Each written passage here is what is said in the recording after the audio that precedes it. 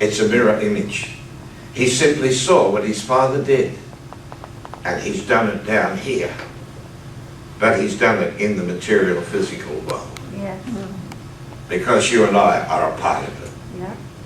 You're looking at me like as if this is new to you. No. Surely not, is it? No. All things were made by him. Without him was not anything made that was made. And in him was light, and that light was the light of men. So, he said, I only do what I see my Father do. And what is he doing then? He's building his kingdom. And that's what you and I are supposed to be doing. Yes. We are actually the builders of the kingdom. Yes. Why? Well, because you see, we've been given dominion over all the earth.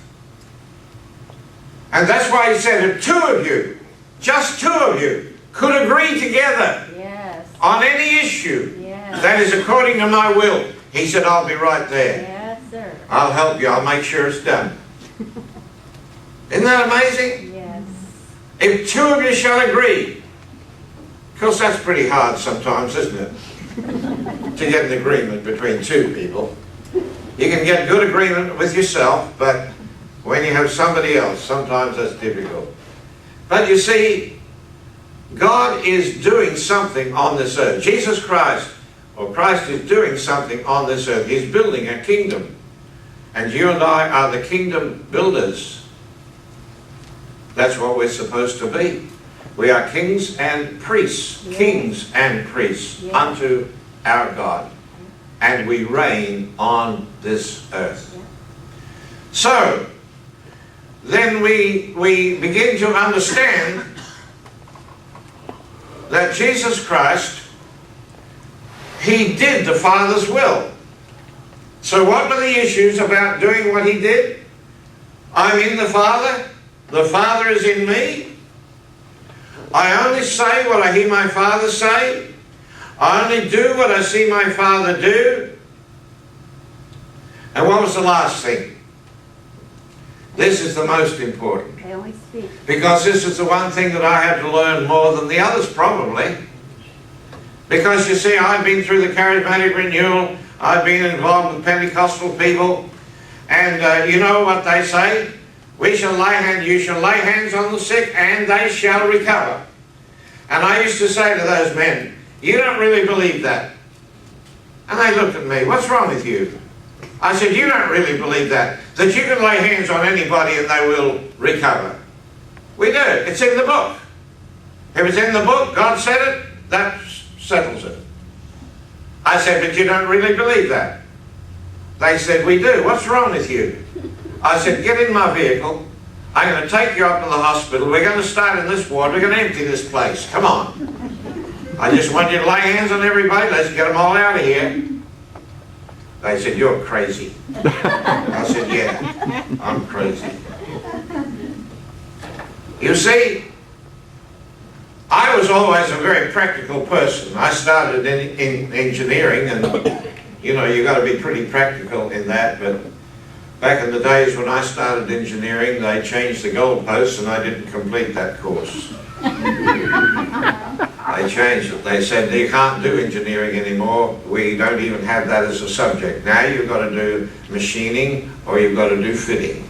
And I said, well, that's like having a bath with your boots on, you know. And then you got to have, you know, the thing's got to be right. You've got to have the fitting and you've got to have the machining, and it goes together. Can't do it anymore. So that threw me for a loop then. But you see, what did Jesus say here in John 14 verse 10? He said, it's the Father in me that does the work. Yes. Why? Because I believe I had to do the miracle. And most pastors have tried exactly the same. They've all done it, I'll guarantee you. And I tried my level best and couldn't make it work. Oh, sometimes God was very gracious and something happened, you know.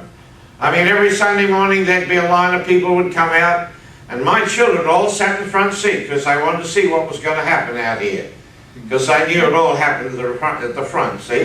So they sat out there, But you know, in the end I realised for them it was almost like a vaudeville show, you know. Here, what's going to happen today, you know? Somebody fell over, oh yeah. Well, so what did he say? The Father in me does the work.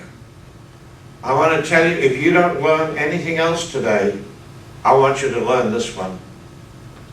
If God is going to do anything through you, it's going to be the Father that does the work. Amen. And that lifted a burden off my shoulders. Yes. And I began to discover that I am the body. Yes. That's all I am. I am the body of the Christ. And I say, Lord, what do you want to do? And he say, well, I want to do so and so. Okay, tell me, Lord, what do you want me to do in this? And he'd say, I want you to do this, I want you to do that. Every miracle that I have seen in my ministry, I have never done one of them. I was not the one that did the miracle. Amen. I was the body. It was to lay hands on somebody, these would be the hands that I would lay, because these hands belong to the Lord. These feet belong to the Christ. They're His feet. This mouth belongs to the Lord. You know, you can just imagine one day, Father saying from heaven, hey, I need somebody down there, would you give me your voice? Would you give me your voice? Because the King is going to come to the earth. And I need a herald. I need somebody to go out before the King comes and to prepare the way of the Lord. I can just imagine John say, hey, I'll do that. Yeah, you use my voice. So John the Baptist went out there. The King is coming. Get ready. Prepare the way. Come on, the King's coming. He was the forerunner of the Christ. Yes. But he gave his voice to the Spirit. Yeah. Just think what you could do. Just think what you could do if you gave your voice to the Spirit of God. Amen. You see? This is how it works. This is how it works. It's the Father in me that does the work. I have seen all the miracles of Jesus in my ministry, but I did not do one of them. And neither have you. There are some pastors, of course, that run around, you know, telling people, I'm a healer, you know. I've raised the dead, I've done this, I've done that. No, they didn't. I know. Nobody tried harder than me to do those miracles, but I couldn't do it. But when I quit and began to see that I was the body. You are the body, beloved. You are the body. And that body needs to be energized. So let's go back now to 1 Corinthians chapter 15.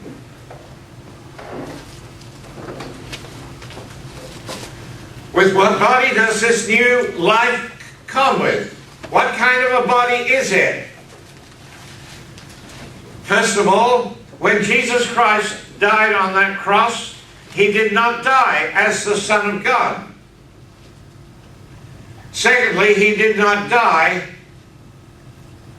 for sin per se at all. The reason for the cross was not so that God could forgive sin, because God had no recognition of sin anyway. What do you think the prophet meant when he said, the Lord's eyes are so pure that they cannot behold sin or evil? What do you think he was trying to tell us in Hebrews chapter 8 when he said, I'm going to make a new covenant with you? Not like the old covenant I made with Israel, putting up 10 commandments and saying, please do this and don't do that, don't do something else. No. What did he say? I'm going to make a new covenant with you. And this covenant, I'm going to write my laws in your heart and in your mind. Which meant that God was going to internalize His law